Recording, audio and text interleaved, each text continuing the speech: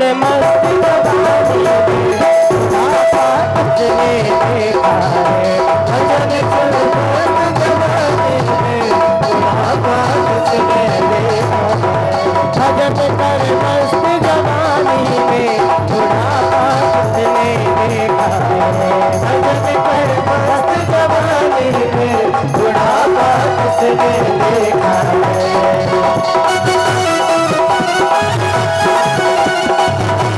मस्त जवानी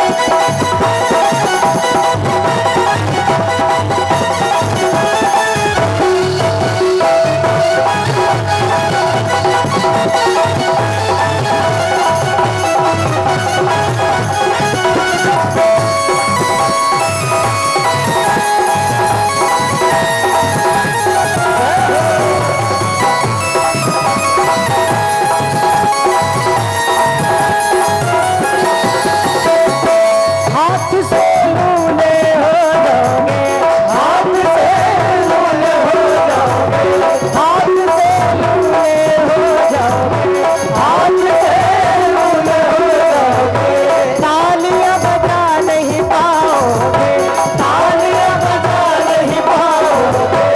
है।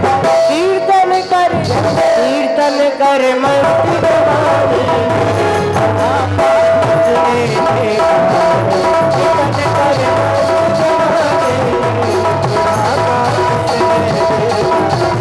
भजन कर हरी जवानी में बुढ़ापा किसने देखा है। भजन कर हरी जवानी में बुढ़ापा किसने बुढ़ापा किसने बुढ़ापा किसने बुढ़ापा किसने किसने देखा है। बोले श्याम रामचंद्र भगवान की श्री राम जय राम जय जय राम। श्री राम जय राम जय जय राम। तो इस तरह से राघव सरकार की मंगलमयी गाथा को हम लोग गा रहे हैं। भगवान ने जैसे ही केवट से कहा अब भी कुछ रह गया, केवट ने कहा नहीं सरकार अब तो नाव पे बिठाते हैं। देखो केवट कितना चालू है। आज केवट ने भगवान को नाव पे बिठाने के लिए,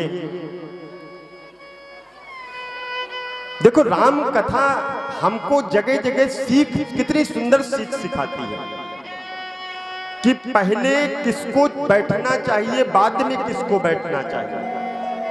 श्री राम जय राम, श्री राम जय राम, जय जय श्री राम जय राम, जय जय राम। सबसे पहले किसको बैठना चाहिए वाहन में? प्रिया चढ़ाई चढ़े रघुराई। सबसे पहले जानकी जी को बिठाया भगवान ने, फिर स्वयं और इसके बाद लक्ष्मण। जैसे जैसे बिठाया है और भगवान बैठे हैं तो केवट दोनों हाथों में चप्पुओं को पकड़ा और चप्पुओं को पकड़ने के बाद में केवट खूब चप्पू के चप्पू मारता चला जा रहा है, खूब मार रहा है, परंतु नाव न आगे बढ़ रही न पीछे बढ़ रही है। क्यों? चप्पू तो खूब मार रहा है, खूब तेज तेज चलाने का प्रयास कर रहा, ना नाव आगे हो रही न नाव पीछे हो रही है। जब परमात्मा किसी के जीवन में आ जाते हैं, किसी के चरित्र में चरितार्थ होकर के उसके अंतःकरण के हृदय कमल में परमात्मा प्रविष्ट हो जाते हैं, तो जीवन की जो डोर है परमात्मा अपने हाथ में पकड़ लेते हैं। जीव भूल जाता है उस जीवन की डोर को। आज भगवान को तो नाव पे बिठा दिया, परंतु जो नाव और डोर का संबंध उस किनारे लगी हुई लकड़ी के साथ में नाव बंधी हुई थी, उससे खोलना भूल गया और खूब चप्पू के चप्पू चलाता रहा। महाराज खूब चलाता रहा, परंतु नाव आगे से पीछे हो ही नहीं। हमारा और आपका जीवन जब परमात्मा के साथ हो जाएगा ना, तो हमारे और आपके जीवन की डोर जब परमात्मा अपने हाथों में पकड़ लेता है तो हमको नचाता तो है। नचाता किस तरह से है? जिस तरह से कठपुतली का खेल दिखाने वाले एक पर्दे के पीछे बैठ करके अपनी उंगलियों को चलाते हैं और कठपुतली अपने खेल को खेलती है, इसी तरह से परमात्मा के हाथ हाथ में बंधी हुई हम वो कठपुतलियां हैं। जब जैसा चाहता है वैसा चलाता है, वैसे हम नाचते हैं, परंतु हम फिर भी माया के वशीभूत होकर के भूल जाते हैं, अरे इस काम को हम कर रहे हैं। अरे भैया तुम्हारी क्या क्षमता है इसको करने की? अगर वो न चाहता तो तुम्हारी क्या ताकत थी, तुम इसको कर लेते? नहीं कर सकते थे। जब उसने चाहा तब तुमने किया। जब उसने उस उंगली को उठाया कि नहीं इस उंगली को उठाने का मतलब है तू इस कार्य को कर, तब तेरे अंदर वो क्षमता आई कि तुम इस काम को करने के लिए तत्पर हो पाए। वरना हम मानव हैं, हमारा और ठाकुर का संबंध तो अगाध है, अनंत है, स्नेह है, शाश्वत है, सत्य है, उसी की सत्ता हमारे अंदर है। जब ये सत्ता निकल जाती है तब इसका ड्रेस और एड्रेस दोनों चेंज हो जाता है। मरने के बाद में जब भगवान का अंत इस शरीर से निकल जाता है तब लोग कहते हैं मृत्यु हो गई। क्या गया इस शरीर से? शरीर जैसा था, जिस शरीर से प्रेम करते थे वो शरीर तो आज तुम्हारे सामने पड़ा हुआ, गया क्या? कहते इसके अंदर से ईश्वर अंश चला गया, और जब ईश्वर अंश चला गया तो यह शरीर मृत्यु के समान हो गया। केवट बड़ा प्रसन्न है।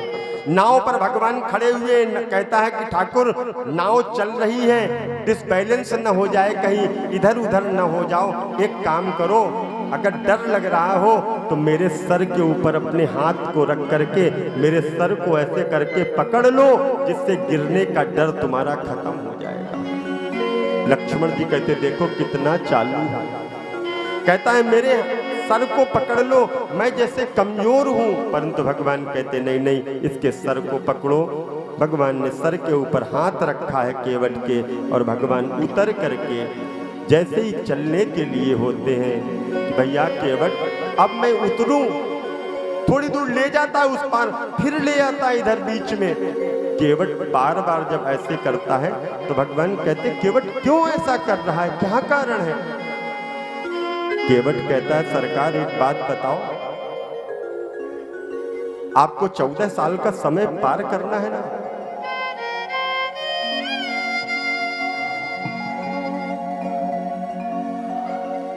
श्री राम जय राम, जय जय राम, श्री राम जय राम, जय जय राम। प्रभु आपको केवल 14 वर्ष का समय पार करना है ना? भगवान ने ना कही मुझे 14 वर्ष का समय तो पार करना, पर यथा स्थान समय निर्धारित है, कब कहाँ जाना है, मुझे कहाँ रुकना है, कितने समय रुकना है, सारी की सारी चर्चाएं मुझे पता है। केवट ने कहा कि ठीक है सरकार, उतरे हैं पार। और उतर करके केवट भगवान को प्रणाम करता है, बारंबार वंदन करता है। प्रभु सोचते हैं मैंने इसको कुछ दिया नहीं, कुछ देना चाहिए उतराई। केवट हाथ जोड़ता है, ठाकुर मुझे कुछ नहीं चाहिए, नाथ आज मैं काह न पावा, मिटे दोष दुख दारिद्र दावा। दरिद्रता भी दूर हो गई, मेरे दुख भी दूर हो गए, मेरे पितृ भी प्रसन्न हो गए, चरणों तक मिल गया, आपके दर्शन मिल गए, और मुझे क्या चाहिए? कुछ नहीं चाहिए। और प्रभु एक बात और कहूं, आप भी मल्लाह हो और मैं भी मल्लाह। लक्ष्मण लाल जी क्रोध में आ गए, अरे ये मल्लाह तो ठीक है, मैं कैसे मल्लाह? मुझे पता है मैं क्षत्रिय वंश में उत्पन्न महाराज चक्रवर्ती दशरथ का पुत्र हूँ। राम लक्ष्मण, इसने मल्लाह शब्द से संबोधित कर दिया। मल्लाह कैसे? भगवान ने कहा लक्ष्मण शांत। केवट ने कहा प्रभु मल्लाह इस तरह से, आप को मैंने नदी से इस पार उस पार किया है, मैं मल्लाह हो गया, मैं हुआ मल्लाह कि नहीं? लक्ष्मण जी से केवट कहता है प्रभु बताओ, बोलो मैया मल्लाह हुए कि नहीं हुए? हुए ना। लक्ष्मण जी से केवट पूछता है भैया लखन बताओ, मैं मल्लाह हुआ, इस पार से उस पार उतारा आपको, मैं मल्लाह हुआ? बोले हाँ हुए। तो बोले जब 84 की योनियों में 84 लाख योनियों में जीव भ्रमण करता है, शरीर का त्याग करता है, इस पार से उस पार आप उतारते हो, तो आप भी भवसागर को पार कराने वाले मल्लाह हुए कि नहीं? बोले हाँ हुए। तो बोले यही तो मैं कह रहा था कि तुम भी मल्ला और मैं भी मल्ला। दूसरी बात एक और, नाई नाई लेते हैं नाई से बनवाई। हजामत बनवाने जाओ, एक नाई दूसरे नाई से नहीं लेता। नाई नाई लेते हैं नाई से बनवाई, और धोबी नाई लेते हैं धोबी से धुलाई। तो नाथ उतराई दे के जाति क्यों बिगाड़त हो? नाथ उतराई दे करके अपनी और हमारी जाति को क्यों बेकार कर रहे हो? आप आए मोरे घाट मैंने है उतारा, जब मैं आऊं तोरे घाट तू भी पार लगाइयो। बस इतना ही चाहिए, मल्लाह आप भी मल्लाह हम भी। फिर भी भगवान कहते नहीं नहीं कुछ तो ले लो। जानकी जी साथ में खड़ी, जानकी जी ने सोचा भगवान कुछ सोच रहे हैं, कुछ पास में नहीं है, केवट को देना चाहते हैं। बाबा कहते हैं पियहि कीर्तिय जान निहारी, पियहि कीर्तिय जान निहारी, पियहि कीर्तिय जान निहारी, पियहि कीर्तिय जान निहारी। मन मोदरी मन मुदतारी, शिव मोदरी मन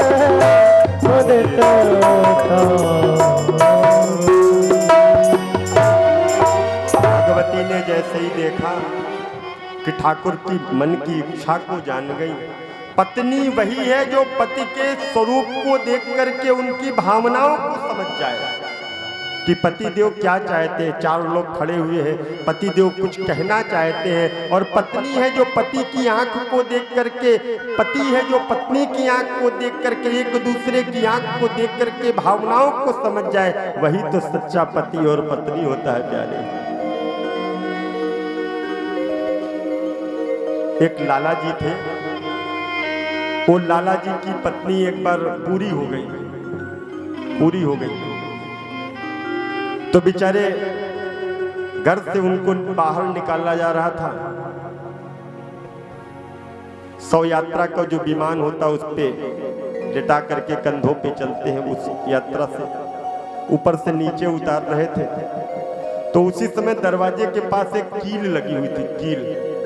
कील में वो अर्थी फंस गई, और जैसे ही अर्थी फंसी परमात्मा की कुछ कृपा हुई, वो जो स्त्री मृत्यु को प्राप्त हो गई थी जीवित तो हो गई, हिलने लगी डुलने लगी, और जैसे ही हिलने डुलने लगी तो उसी समय उसको नीचे रखा गया। महाराज पतिदेव बड़े दुखी हो गए पतिदेव। 7 साल तक वो देवी जिंदा रही। 7 साल के बाद फिर मृत्यु हुई उसकी। पति ने जैसे ही नीचे ले चलने के लिए हुआ कि भाई नीचे ले चलो, तो जो नीचे ले करके जा रहे थे उन्होंने कहा भैया एक बात ध्यान रखना, जो कील लगी उसका ध्यान रखना। 7 साल तक भुगता हूं बाद में भी, अब 7 साल और दोबारा न भुगतना पड़े, उस कील का ध्यान रखना। उस कील में कहीं ये फिर न फंस जाए, फिर 7 साल के लिए जीवित हो जाए। तो ऐसा संबंध नहीं, संबंध वो है। राम कथा जगह जगह सीख दे रही है। भगवान ने जानकी जी से मांगा नहीं अंगूठी, सिय पिय की गति जानन हारी। जानकी जी ने जाना कि भगवान की इच्छा क्या है, और जान लिया कि ये केवट को कुछ देना चाहते हैं। तो मन मुदरी मन मुदित उतारी, मुद्रिका को उतारा। और यदि मुद्रिका न उतारती है तो आगे की भी लीला में इसी मुद्रिका ने साथ दिया कि नहीं दिया? बोलो, दिया है ना। हनुमान जी यही मुद्रिका तो लेकर के लंका में गए थे ना, तो भगवती ने यहीं पर दे दिया, और राघव सरकार ने उस मुद्रिका को अपने पास रख लिया। केवट कुछ नहीं लेता, और केवट इतना चालाक है, कहता है प्रभु अभी नहीं चाहिए, फिर कब चाहिए? मैंने सब कुछ मिल गया, मुझे कुछ नहीं चाहिए। भगवान कहते कुछ तो ले ली भाई। कहते नहीं, फिरती बार मोहि जो देवा, सो प्रसाद में सिर धर लेवा। प्रभु आप जा तो रहे हैं इधर से, पता नहीं आप वापसी में किस रास्ते से निकल जाओ। तो कहता है कि फिरती बार जब आप वापस होंगे तो भी आपको इसी रास्ते से जाना पड़ेगा। उस समय जो मुझे देंगे वो प्रसाद समझ करके मैं अपने बोलो सर पे रख लूंगा। कितना प्रेमी है केवट। और आज उसी प्रेम के द्वारा केवट नीचे उतरा है, प्रणाम किया है। प्रणाम करने के बाद भगवान वाल्मीकि जी के आश्रम में, भरद्वाज जी के आश्रम में गए हैं। भरद्वाज जी से स्थान पूछा है किधर चले, भरद्वाज जी ने बताया है आगे। भगवान वाल्मीकि जी के आश्रम में गए हैं और वाल्मीकि जी के आश्रम में जैसे ही पहुंचे वाल्मीकि जी बड़े प्रसन्न हो गए और भगवान आए हैं, प्रभु आए हैं, आकर के बड़ा ही सुंदर भाव से स्वागत किया। जैसे ही स्वागत किया है, साथ में गुहराज साथ में है, परंतु फिर भी भगवान पूछ रहे हैं मैं किधर जाऊं, आगे किधर रास्ता जाऊं। संत कहते हैं जब एक व्यक्ति बताने वाला साथ में है, श्री राम जय राम जय जय राम,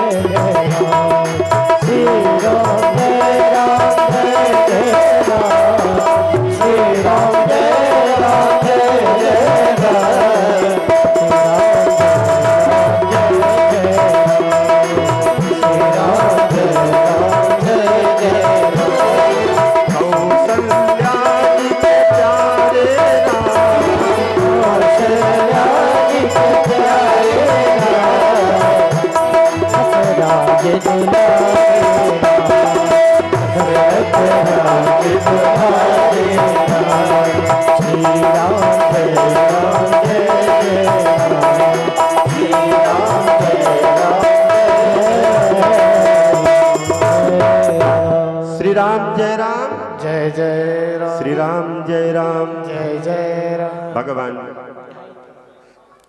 इलाहाबाद पहुंचे, जिसको तीर्थराज प्रयाग कहते हैं, प्रयाग का पावन तट। माघ के महीने में वहां पूरे महीने खूब भीड़ रहती है। माघ मकर गति रवि जब होई, तीर्थ पति आव सब कोई। ये जो समय चल रहा है ना, इसमें आप ब्राह्मणों को क्या क्या दान करो बताएं। ब्राह्मणों को दान करना चाहिए, तिल दान करो। वैसे तिल दान नहीं करना चाहिए, तिल दान नहीं करना चाहिए, पर माघ के महीने में खूब तिल दान करो। तिल और गुड़ मिला करके लड्डू बनाओ, उसको तिलकुट बोलते हैं, उसका दान करो। गरम वस्त्र ब्राह्मणों को दान करो, साल उड़ाओ, चादर दान करो, कम्बल दान करो, घी का दान करो, मिठाई का दान करो, वस्त्र का दान करो। जितना कर सकते हो उतना करो। बाबा कहते हैं माघ के महीने में यहाँ पर बड़े उत्सव होते हैं। और वहीं पर भरद्वाज जी रहते हैं। श्री राम भरद्वाज जी के आश्रम में पहुंचे। भरद्वाज जी से रास्ता पूछिए। भरद्वाज जी ने बताया आप आगे की ओर प्रस्थान करो, वहां पर वाल्मीकि जी हैं, वो आपको और रास्ता बताएंगे। वाल्मीकि जी के आश्रम में गए हैं। वाल्मीकि जी से पूछा है प्रभु मैं कहाँ रहूं, मुझे स्थान बताओ। वाल्मीकि जी ने कहा है कि आप कहाँ नहीं हैं, हरि व्यापक सर्वत्र समाना, आप तो हर जगह हैं। फिर भी आपने मुझसे पूछा है तो मैं आपको स्थान बता रहा हूँ। पहला बताया है जिनके श्रवण समुद्र समाना, जिनके श्रवण समुद्र समाना, जिनके श्रवण समुद्र समाना, जिनके श्रवण समुद्र समाना, ओ जिनके श्रवण समुद्र समाना, जिनके श्रवण समुद्र समाना, राम कथा सुभग सरनाना, हो कथा तुम्हारे सुभग सरनाना, कथा तुम्हारे सुभग सरनाना। गुरुदेव ने बताया कि वैसे आप तो हर जगह हैं, फिर भी 14 स्थान बताएं भगवान को रहने के। एक मेरे भक्त यहाँ पर बैठे हुए हैं। एक बार दिल्ली प्रांतीय रामायण सत्संग सभा का यही एक ऐसा प्रश्न था और इसी को लेकर के 20 विद्वानों ने अपने अपने भाव रखे थे। कथा का समय बढ़ रहा है, वरना इसी भाव पे केवल 2 से 4 दिन में बोलने की क्षमता रखता है। केवल इतने पे ही जो 14 स्थान भगवान के, और ये 14 स्थान कोई साधारण नहीं, ये पूरे हमारे जीवन के और आपके जीवन के स्थान हैं। देखिए भगवान कहाँ कहाँ रहते हैं और भरत वाल्मीकि जी ने कौन कौन से स्थान बताए। प्रथम स्थान बताया जिनके श्रवण समुद्र समान, जिनके कान समुद्र के समान है। समुद्र के समान का मतलब बड़ा विशाल है। निरंतर कभी भी कहीं भी कथा हो वो जाएं, ऐसा नहीं कि अरे वही राम जी की कथा है, वही भागवत जी की कथा है। क्या सुनना, जब सुनोगे कुछ नया मिलेगा, बिल्कुल नया मिलेगा। जब सुनोगे, जहां सुनोगे, जिससे सुनोगे, कुछ न कुछ आपको नया जरूर मिलेगा। तो जिनके श्रवण समुद्र समाना, कथा तुम्हारी सुभग सरिनाना, आपकी कथा उनको निरंतर आनंद प्रदान करने वाली है। दूसरा बताया भरहि निरंतर हो ही न पूरे, भरहि निरंतर रोज भर रहे हैं। कितने दिन से कथा सुन रहे हो? कोई पहली राम कथा नहीं सुन रहे हो, बहुत सी राम कथाएं आप लोगों ने सुनी होगी, निश्चित रूप से सुनी होगी, फिर भी पीते जा रहे हैं, पीते जा रहे हैं, पीते जा रहे हैं। भर रहा है क्या? नहीं भर रहा है। भरहि निरंतर हो ही न पूरे, निरंतर भर रहे फिर भी पूरा नहीं हो रहा है। और तिनके ही तुम कहु ग्रह पूरे, उनके घर में आप निवास करो। तिनके हृदय सदन सुखदायक, उनका ही हृदय आपके लिए सुंदर रहने का स्थान है।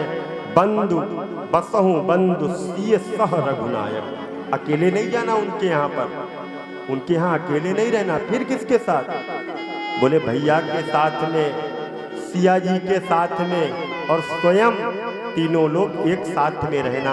जब एक साथ में रहोगे तो उस जीव के जो विकार हैं, काम क्रोध लोभ मोह, ये सब दूर हो जाएंगे। और कर नीति करहि राम पद पूजा, कर नीति करहि राम पद पूजा, कर नीति करहि राम पद पूजा, कर नीति करहि राम पद पूजा।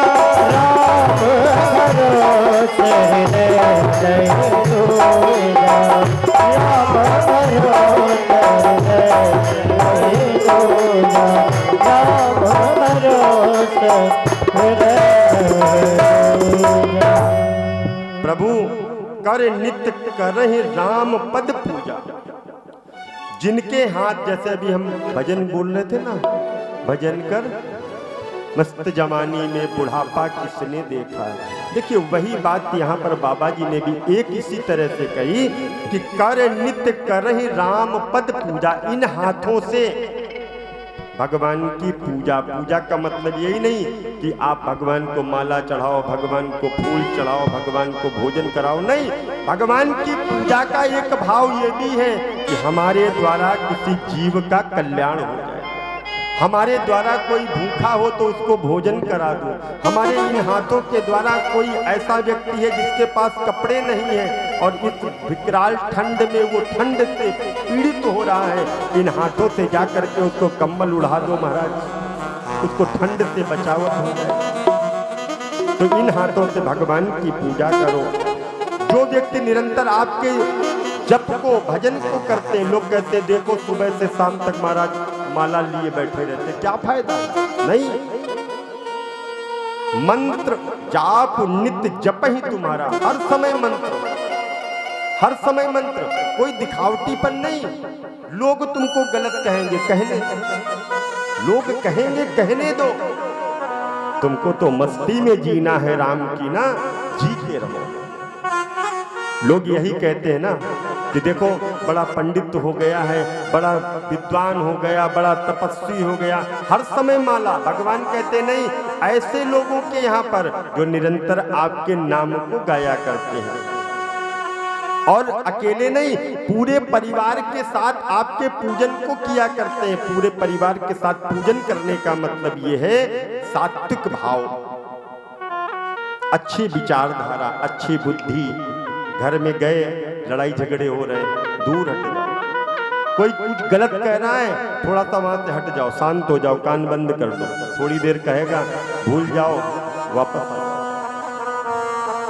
परिवार के सहित बैठ करके भगवान का तर्पण होम करहि विधि नाना, तर्पण करो। बहुत से लोग ऐसे हैं जो पितृपक्ष में भी तर्पण नहीं करते हैं। तर्पण का मतलब पता क्या है? तर्पण से हमारे पितृ देवता प्रसन्न होते हैं।